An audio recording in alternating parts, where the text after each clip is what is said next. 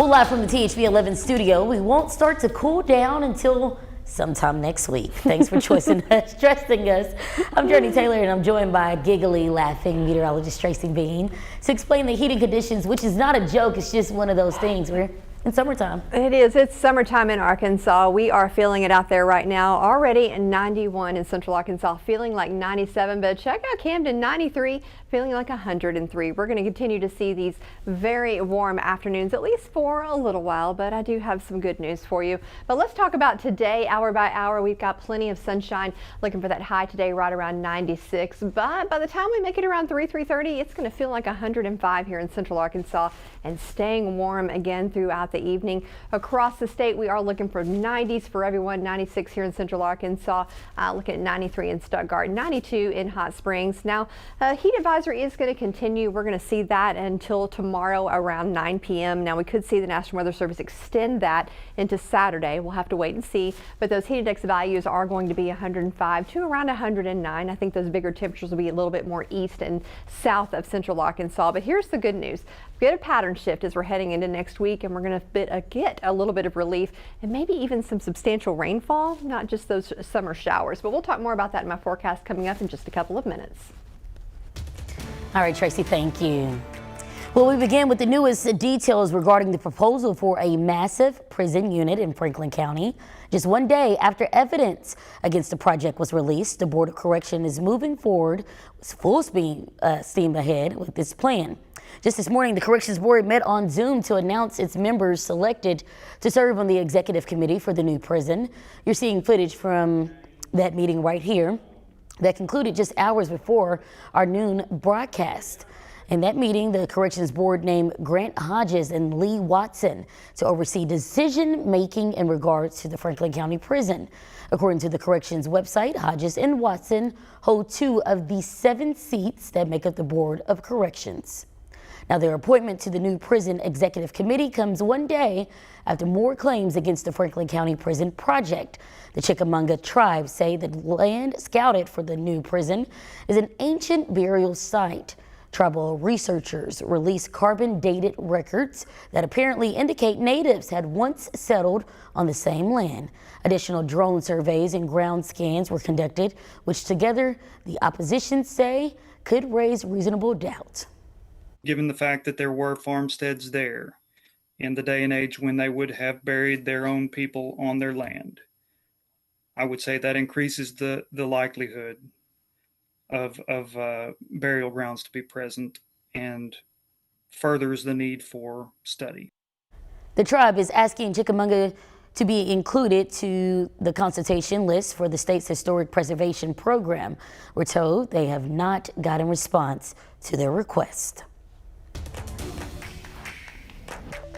Our news team is still gathering details on a dramatic scene that unfolded near I-630 last night. Viewers captured this video showing a woman running from police. We first received word about this just before 10 p.m. And according to police, they were conducting a traffic stop and found out the driver had an outstanding warrant.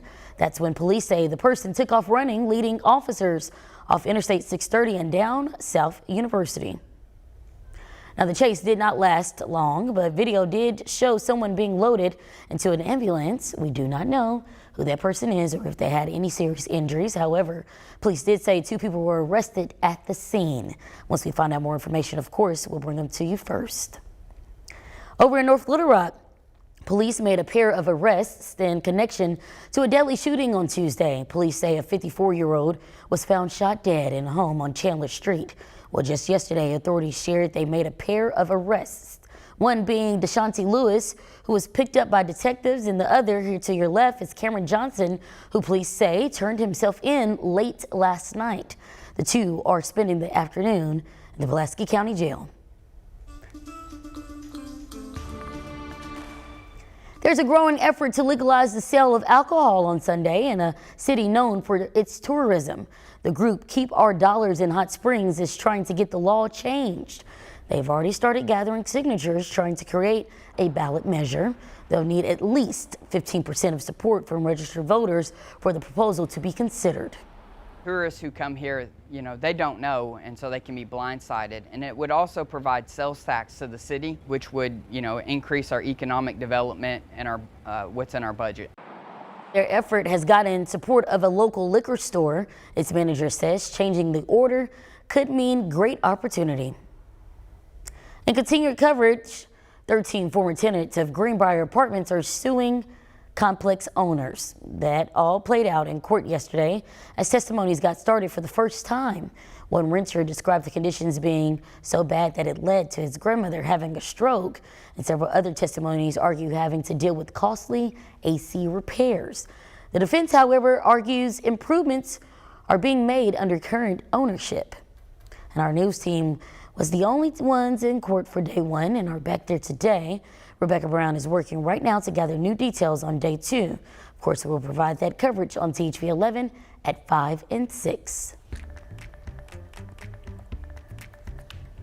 Federal leaders are trying to stop a peace deal with Israel and Iran from falling apart. The Secretary of Defense has addressed comments made that diminish the damage done to Iran's nuclear program. As Turian Smalls reports, frustrations exuded a conference sharing military intel. As a fragile ceasefire between Israel and Iran continues to hold, President Trump created the conditions to end the war. Defense Secretary Pete Hegseth forcefully pressed the case Thursday that U.S. strikes on Iranian nuclear sites got the job done. You want to call it destroyed, you want to call it defeated, you want to call it obliterated, choose your word.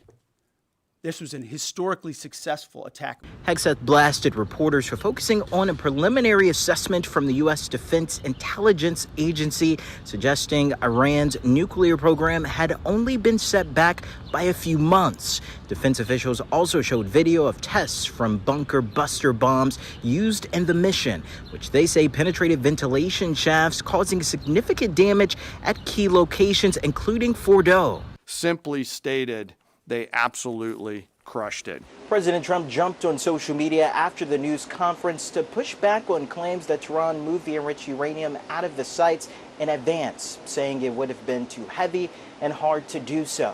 In a recorded video, Iran's supreme leader downplayed the U.S. strikes and warned against any further U.S. attacks. We're going to talk to them next week with Iran.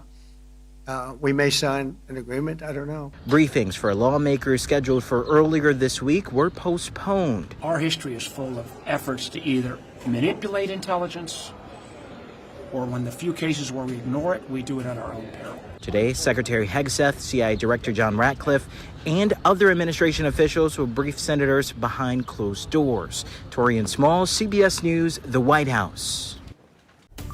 Well, there's a way to mix education with fun and still reap the benefits.